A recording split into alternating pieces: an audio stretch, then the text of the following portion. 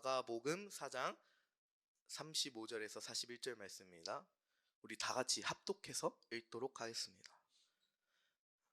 그날 저물 때에 제자들에게 이르시되 우리가 저편으로 건너가자 하시니 그들이 무리를 떠나 예수를 배에 계신 그대로 모시고 가매 다른 배들도 함께 하더니 큰 광풍이 일어나며 물결이 배에 부딪혀 들어와 배에 가득하게 되었더라. 예수께서는 고물에서 베개를 베고 주무시더니 제자들이 깨우며 이르되 선생님이여 우리가 죽게 된 것을 돌보지 아니하시나이까 하니 예수께서 깨어 바람을 꾸짖으시며 바다들어 이르시되 잠잠하라 고요하라 하시니 바람이 그치고 아주 잔잔하여 지더라. 이에 제자들에게 이르시되 어찌하여 이렇게 무서워하느냐 너희가 어찌 믿음이 없느냐 하시니 그들이 심히 두려워하여 서로 말하되 그가 누구이기에 바람과 바다도 순종하는가 하였더라. 아멘. 오늘 이 말씀을 통해서 여러분들과 함께 나눌 주제는 바로 동행입니다. 동행. 동행이란 뭘까요? 동행. 이제 동행이라는 거는 제가 사전적 의미를 찾아봤는데 같이 걷는 것이라고 하더라고요. 근데 이 동행이란 단어는 그냥 같이 걷는 것으로 의미가 끝나는 것이 아닙니다. 이 동행이라는 단어는 히브리어로 할라크라고 되어 있는데 이 말은 같이 걷는 것도 있지만 이 할라크라는 단어의 뜻은 삶의 방식을 따른다는 의미도 있습니다. 삶의 방식을 따른다. 그리고 진정한 동행은 방향도 중요하고 같이 걷는 것도 중요하지만 무엇보다도 마음이 같아야 됩니다. 같은 마음으로 같은 곳을 바라보며 같이 걸어가야 됩니다. 그것이 바로 동행입니다. 오늘 본문을 보면은 제자들과 예수님이 함께 있으나 동행하지 않는 모습이 보입니다. 실제로 동행하지 못한 모습을 보이고 있습니다. 그 말씀이 어디에 나와 있냐? 우리 41절에 보면은 나와 있습니다. 41절에 보면은 그들이 심히 두려워하여 서로 말하되 그가 누구이기에 바람과 바다도 순종하는가 하였더라. 이렇게 말씀하고 있습니다. 이 구절을 통해 우리가 볼 수 있는 거는 뭘 볼 수 있냐면요. 제자들이 예수님을 잘못 알고 있었고 잘못 믿고 있었다라는 것을 알 수 있습니다. 그리고 예수님을 잘 알지 못한 모습을 보고 있는데 왜 그들은 예수님을 잘 못 믿고 잘 못 알았을까요? 계속 예수님과 함께 붙어 있었으면서 예수님의 사역을 보고 예수님이 어떻게 살아가는지 또 예수님께서 어떤 기적과 표적을 보이셨는데 왜 이 제자들은 알지 못했을까요? 이 이유는 이때 당시에 조금 배경적인 부분을 조금 알아야 됩니다. 이때 당시에 유대 그 지방은 로마의 지배를 받고 있었어요. 그래서 이 유대인들의 마음속에는 항상 어떤 마음이 있었냐면은 하나님이 보내실 이 메시아는 이 다윗 왕처럼 이스라엘을 다시 일으키고 로마의 압제로부터 해방해주고 하늘의 천사를 불러와서 새 이스라엘을 세우실 것이다 라고 생각했어요. 또 그 마음을 염원했습니다. 자신들이 억압받고 있는 로마의 군대를 무너뜨리고 다시 세울 이 이스라엘을 소망했다는 것입니다. 그러나 이 마가복음에서는 예수님이 어떤 모습으로 보이기를 원하시냐면은 전지전능한 하나님, 정치적이고 군사적인 재앙의 모습으로 보이기를 원하시는 것이 아니라 고난받는 종의 모습으로 보이기를 원하셨던 거예요. 내가 이 땅에 온 것은 이 군사적으로부터 정치적으로부터 지금 어려운 상황을 바꾸는 것이 아니라 내가 너의 삶을 바꾸러 왔다. 내가 고난받음으로써 너희를 구원하려 왔다. 이 모습을 보이기 원하셨던 거예요. 근데 제자들은 그 모습을 깨닫지 못했어요. 왜냐면은 자신들이 어부 출신의 배운 것도 없고 가진 것도 없고. 근데 예수님이 우리를 선택하셔서 부르셨고 세우셨어요. 그리고 이 제자들이 생각하는 메시아는 군주적 메시아. 이후에 내가 어떤 자리에 서게 될지 아마도 김칫국을 마시면서 좋은 행복한 상상을 했을 거예요. 근데 예수님의 오신 모습은 전혀 다른 모습이었다. 우리 또한 마찬가지입니다. 여러분이 믿고 따르는 그 예수님은 여러분에게 어떤 존재이시며 또 어떤 분으로 모시고 있습니까? 또 어떤 분으로 바라보고 계신가요? 그리고 진정한 예수님과의 동행은 뭘까요? 다시 본문으로 돌아와서 제자들이 예수님과 함께 있지만 동행하지 못한 모습을 보고 있습니다. 제자들이 예수님의 말씀을 따라 예수님을 따르기로 한 무리와 함께 배를 타고 갈릴리 동편으로 가는 길이었습니다. 근데 이 가는 길에 가장 큰 문제를 만나요. 가장 큰 문제를 만나는데 엄청난 비바람과 폭풍을 만나게 되는 거예요. 그래서 이 배에 물들이 가득 차기 시작했고 이 배가 침몰하기 직전까지 이르게 된 거예요. 여기서 제자들의 상태가 다 드러나게 되는 거예요. 제자들은 이 광풍을 만날 때 아마 제일 먼저 자신의 방법과 경험대로 이 문제를 해결하려고 나섰을 것입니다. 왜냐하면은 이들 모두 직업이 뭐였냐면은 어부였습니다. 그리고 이 예수님을 따르는 제자들 가운데 배를 끌고 같이 가는 무리들이 있었습니다. 그 중에 어부들도 있었고 이 갈릴리 호수를 길을 잘 알고 이 광풍을 만났을 때 어떤 매뉴얼과 어떠한 제스처를 취해야 될지 가장 잘 아는 사람들이었어요. 이 문제에 대해서 아주 베테랑이었습니다. 어떻게든 이 상황을 모면하기 위해서 또 이겨내기 위해서 이 방법도 써보고 저 방법도 써보고 어떤 사람은 이렇게 해봐 이렇게 해봐 이렇게 해봐 이렇게 해봐 했는데 안 되는 거예요. 폭풍은 자자들 기미가 안 보이고 배의 문은 계속 차오르고 문제는 해결되지 않은 채 그대로 남아있어요. 그럴 때 제자들의 마음은 어땠을까요? 초조하고 불안해하고 두려움에 휩싸였을 것입니다. 나를 집어삼킬 듯한 이 광풍을 만나면서 어떻게 해야 될지 모르겠는데 답은 안 보이고 물은 들어오고 당장에 눈앞에 보이는 문제들 너무나도 많은 거예요. 이걸 해결할 수 없는 거예요. 이 긴박한 상황 가운데 한 분이 안 보이시는 거예요. 한 분이. 그 한 분이 누구셨냐? 예수님이신 거예요. 그래서 이 제자들이 이 예수님께 나아갑니다. 근데 이 제자들이 나아갈 때 예수님에게 조금 불평스러운 모습으로 나아가요. 예수님께 불평을 하는데 이런 불평을 해요.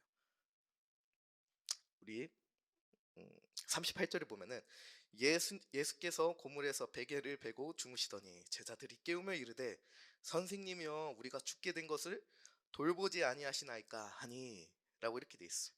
오늘 이렇게 성경에는 이렇게 말씀이 돼 있는데 우리가 조금 상상을 조금 해봅시다. 우리가 이제 다 같이 바다로 나갔어요. 예수님과 함께 바다로 나갔는데 이제 배가 부서질 듯한 파도를 만난 거예요. 그리고 비바람이 불고 이 배에 계속 물은 들어오고 방법이 안 되는데 예수님이 어디 계시나 봤더니 밑에서 베개를 베고 주무시고 계시는 거예요. 이 제자들은 얼마나 황당해요. 아니 지금 이 임박한 상황에 잠이 오나? 아니 이게 무슨 상황이지? 아니 물 좀 같이 퍼나르든지 아니면은 이제 뭐 이렇게 물건을 버리던지 뭔가 이렇게 배를 가볍게 하고 좀 이 문제를 같이 타파해 이렇게 뭔가 방안을 같이 내줘야 되는 거 아닌가? 왜 문제를 해결하지 않고 태평하게 자고 있는지 이 제자들 입장에서는 너무나 답답했을 거예요. 어, 세상적으로 볼 때 인간적으로 봤을 때 이건 너무 합리적이지 않은 방법이에요. 아니 이 큰 문제를 가지고 어떻게 잠을 자고 계시나? 근데 이 모습을 볼 때 우리 한 가지 볼 수 있는 게 있는데 마치 우리의 모습을 보는 것 같습니다. 예수님을 믿고 따르기 위해서 열심히 살아가는데 그럼에도 불구하고 여전히 문제는 따라와요. 예수님 믿으면 잘 될 줄 알고 예수님 믿으면 뭔가 좀 될 줄 알았는데 여전히 문제는 우리 가운데 존재해요. 그리고 해결되지 않는 것도 있어요. 또 어떻게 해결해야 될지 모르는 문제들이 있어요. 어려운 문제들 만나게 되는 거예요. 이 문제를 어떻게든 해결해 보려고 이 방법도 써보고 저 방법도 써보고 지식 있는 사람도 만나보고 경험 있는 사람도 만나보고 내 경험, 내 지식으로 써보긴 했는데 좋은 결과가 되지 않는 거예요. 결과적으로 이 문제는 하나도 해결되지 않고 내 힘만 빠지게 되는 거예요. 내 정신만 피폐해지기 시작한 거예요. 어떻게 해야 될지 모르겠는 거예요. 근심과 걱정과 두려움에 쌓이는 우리의 모습을 마주하게 되는 거예요. 그 순간. 근데 그럴 때 왜 또 예수님은 이런 마음이 들죠. 왜 이럴 때 예수님은 왜 우리를 도와주지 않는 건가? 하나님은 왜 내 기도를 들어주시지 않는 건가? 왜 이 문제는 나에게 계속 직면되고 나에게 다가오는 건가? 원망이 들 때도 있고 믿음 없는 우리의 모습을 마주할 때도 있습니다. 그럴 때 우리는 다시 생각해 볼 필요가 있어요. 내가 정말 예수님과 동행했냐는 말입니다. 동행했는가? 예수님과 제대로 동행하지 않았으면서 불평과 불만과 두려움의 자리에 계신다면 우리 다시 시작하셔야 됩니다. 다시 생각해보고 다시 바라봐야 합니다. 예수님이 나에게 어떤 분이셨는지 또 어떤 존재이신지 말입니다. 이 제자들은 예수님이 정확히 어떤 분이신지를 알지 못했기 때문에 이 문제 가운데 두려움에 쌓여서 초조하고 있었던 거예요. 예수님이 하나님의 아들이고 날 구원해 주실 메시아다라는 것을 알았으면 전혀 두려워하지 않았을 거예요. 그렇게 예수님이 제자들의 불평과 간청으로 인해서 잠이 깨셔서 한마디 하십니다. 뭐라고 한마디 하시냐? 밖으로 나오더니 이제 바람에 비해 꾸짖으십니다. 그리고 바다 보고 잠잠하라고 명령하십니다. 제자들이 봤을 때 참 어이가 없었을 거예요. 아니, 어떻게 이거 문제를 같이 해결하고 좀 방안을 회의해서 이렇게 해결의 방안을 나가야 되는데 갑자기 나와서 대뜸 바람아 멈춰, 바다야 잠잠해 했는데 이 뭐 하는 거지? 제자들이 너무나도 당하고 어려웠을 거예요. 근데 놀랍게도 바람이 그치고 바다가 잠잠해집니다.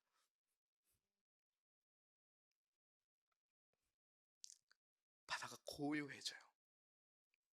그리고 예수님이 제자들에게 말합니다. 왜 무서워하고 두려워하고 있느냐? 왜 믿음 없는 모습을 보이느냐? 내가 너희와 항상 함께하면서 내가 어떤 존재인지 너에게 항상 보여주지 않았냐? 내가 말씀을 항상 알려주지 않았느냐? 하나님의 나라가 어떤 자들이 들어가는 것인지 또 내가 어떤 자인지 분명히 알려주지 않았느냐? 내 제자들은 보지 못하는 거예요. 예수님이 날 위해 오셨고 날 위해 구원해 주실 유일한 메시아라는 것을 진정하게 깨닫지 못하는 거예요.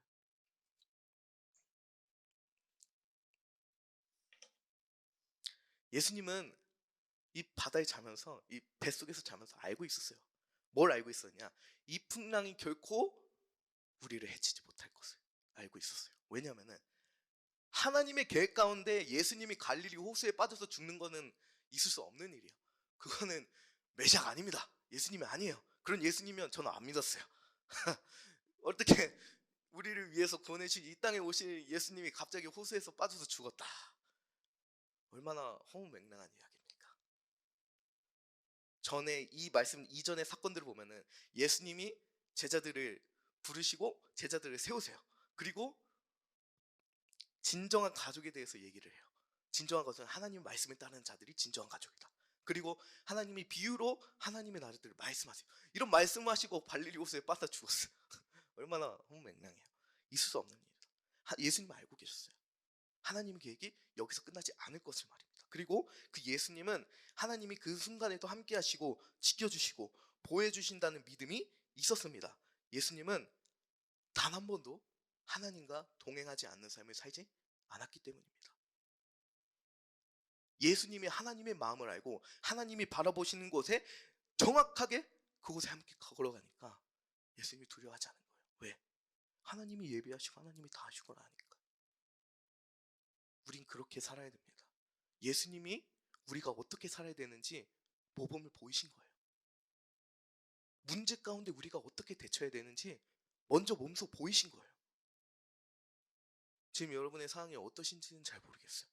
근데 만약에 해결할 수 없는 문제와 두려움과 불안과 그런 걱정, 근심이 쌓이고 있고 그런 상황 가운데 있다면 여러분 그거 다 주님께 맡겨놓으세요. 예수님께 맡겨놓으세요.